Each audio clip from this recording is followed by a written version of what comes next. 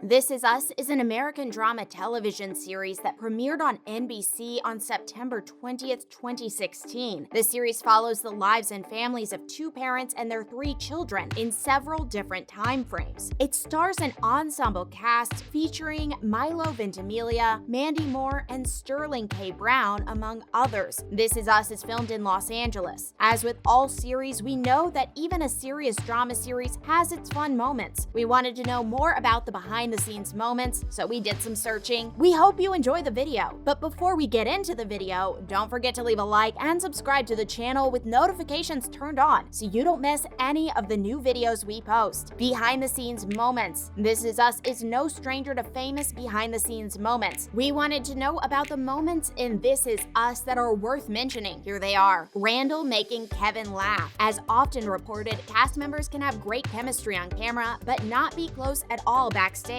This is disappointing for fans to hear and can even take away from how much they enjoy the show. Thankfully, This Is Us does not have that issue as the cast is incredibly close. As indicated by any of their Instagram accounts, the cast enjoys hanging out together. It's proof of how much fun they have while filming the show. Filming a show as emotionally charged as this one must be difficult at times. Thankfully, they seem to lighten the mood quite often by having fun together. Given some of the content, that fun must be very appreciated by everyone on set. Even Randall is sad. In a photo of Randall, we see him sobbing while possibly busy with a Zoom session. Dealing with all of the emotional turmoil that comes out of This Is Us is difficult for fans. Fans have become so attached to the Pearson family that when the characters feel pain on the show, it is as if fans feel it too. If that is the case for fans who spend 60 minutes per week with the Pearsons, it must be compounded for the actors involved. It seems that when Sterling K. Brown enjoys one of the episodes on the show, he also enjoys a good ugly cry. While many fans may try to hide their tears while watching the show, Brown wears them like badges of honor. He may be an incredible actor, but not even he can make it through Jack's final scene without sobbing. Sly Stallone and Jack. As the Pearson children have grown up, each has moved closer towards his or her dreams. Kevin grew into a big-name television and stage actor, but had not been able to transition to movies. As the second season unfolded, he was able to procure a role in a war film alongside Sylvester Stallone. While this was one of Kevin's dreams, it also tied into his father's as well, since he had been a big Stallone fan. Kevin might have gotten to share the movie scenes alongside Stallone, but Jack Pearson had to slip in for at least one picture alongside Rocky Balboa himself. Milo Ventimiglia even played Rocky's son in Rocky Balboa, depicting Kevin growing up. Picture-perfect casting can lead to great moments for a show. By having the right actors in the right place, a show can go from good to great. Each of the actors who bring Kevin Pearson to life play a part in putting a great character together. Kevin has gone through as much tragedy as the rest of his family, but he has a much more different way of coping with it. Perhaps it's due to his natural charisma and penchant for acting, but he has always been able to smile his way through anything. When placing all of the Kevin actors together, they all share one trait: they have million-dollar smiles. When all the pieces get put alongside each other, it makes sense why these boys were chosen to be number one. This photo showed the three Kevin actors posing together. Dr. Katowski. Without a doubt, the minor role of Dr. Katowski, played by Gerald McRaney, was one of the most endearing characters on the show, and the character's name had a very special meaning to those involved in the show. The character was actually named after two important people in Dan Fogelman's real life. I'm a huge New York Mets fan, so ball player Dwight Gooden was Dr. K because the symbol for a strikeout in baseball is a K, and I always thought that would be a funny thing to nickname a doctor. Also, my wife's father's side of the family are Katowskis, Polish, and I always liked the name, so I put that name in there for her side of the family. Grown up with Jack, the relationship between Jack and Rebecca with the big three is certainly moving beyond comprehension. However, their relationship with Randall is particularly special. Given the circumstances that led him to being a part of the family, he bonded with his mother and father in a different way than his siblings. Knowing how special this bond is makes it all the more upsetting that Randall does not still have the comforting presence of his father in adulthood. Jack influenced him so much, but he is sadly gone. Even though it is just in a behind-the-scenes photo, it is good to know that adult Randall and Jack have had at least some level of interaction. That lets the This Is Us faithful sleep more soundly at night. The original title. Like so many shows, This Is Us went through a couple of title changes before one was decided upon. Before it was This Is Us, the show show is actually called 36, which is the age they're all turning at the beginning. Fogelman said, "I didn't like it. I had done a series of movies where I had never titled them and no one can agree on the title. I threw 36 on it and then I never liked it. Nobody ever liked it. I came up with This Is Us. I think when I was in editorial, I decided I liked how it looked at the beginning of the show and I put it in there. But there was a lot of debate over what the title of the show was going to be. Fake pot brownies." In season 1's The Best Washing Machine in the World, Beth Pearson, Susan Kelechi Watson, and William Ron Cephas Jones share a heart-to-heart moment after getting high on pot brownies together. And despite the rumors, there were no actual drugs in the brownies for the scene. "Ron and I were nerds and got together that weekend prior and just talked about the scene. We did not eat pot brownies together. There was no pot in the brownies on set either," Susan Kelechi Watson explained. She added, "I don't even know we knew how to get high, but we faked it and we had a good time. Ron is such a great person. I don't know if people know, but Ron is a huge theater guy in New York. He is just phenomenal, and this is his first major television series, and he brings so much experience with him. When you jump into a scene with Ron, you're in it. He's this old school Harlem, New York guy, and I love that because I'm such a New Yorker. We just have a great time." Fat suits instead of large actors. One of the hottest topics of the show all through season 1 was Kate Pearson's struggle with her weight, along with her boyfriend Toby. But one thing that shocked fans was when they learned Chris Sullivan was actually wearing a fat suit for the role. The cast and show received backlash for simply not casting a bigger actor, but Metz came to her co-star's defense, saying, "We tested a lot of gentlemen who are bigger, and I get it. People think authenticity is kind of ruined by that. But Chris has been heavier, so I think he understands the plight of being overweight." She also added, "Also, he was just the best man for the job, and people wear prosthetics all the time. It's just weight as opposed to like a nose or a chin. It's just kind of the name of the game." Aging Mandy Moore. Mandy Moore is the youngest actor in the main cast, and despite playing their mother, she is actually 8 years younger than Sterling K. Brown, Randall Pearson, 7 years younger than Justin Hartley, Kevin Pearson, and 3 years younger than Chrissy Metz, Kate Pearson. After the casting, there was some discussion on whether or not to hire different actresses to portray an older Rebecca Pearson, but it was finally decided that it would be ideal if Moore could pull it off. "At first, I was really excited and selfieing it up," Moore said of when she would get transformed into an older Rebecca. "Now it's like, here we go again. It takes about 3.5 hours. It's not an easy process, but I'm so grateful. Who gets to play a character from 27 to 66? I feel really lucky, being the dying William. If fans at home think it is tough watching some of the emotional scenes, it is just as bad for the stars themselves, who admit they are often teary-eyed after watching episodes play back. For Ron Cephas Jones, playing the dying William was even more emotional because Dan Fogelman didn't tell him when his character was going to die. I didn't know when it would happen, so I played it as if William didn't know when he was going to pass away. That's what made it somewhat excruciating going to work each day, not knowing when, but that's what people with terminal illness feel, I imagine. That could be why Dan didn't tell me." With that, we have to say adios. We hope you enjoyed the video. Feel free to leave a comment. Thank you for watching what we produced for you. We would love to see you back again. Until then, take care.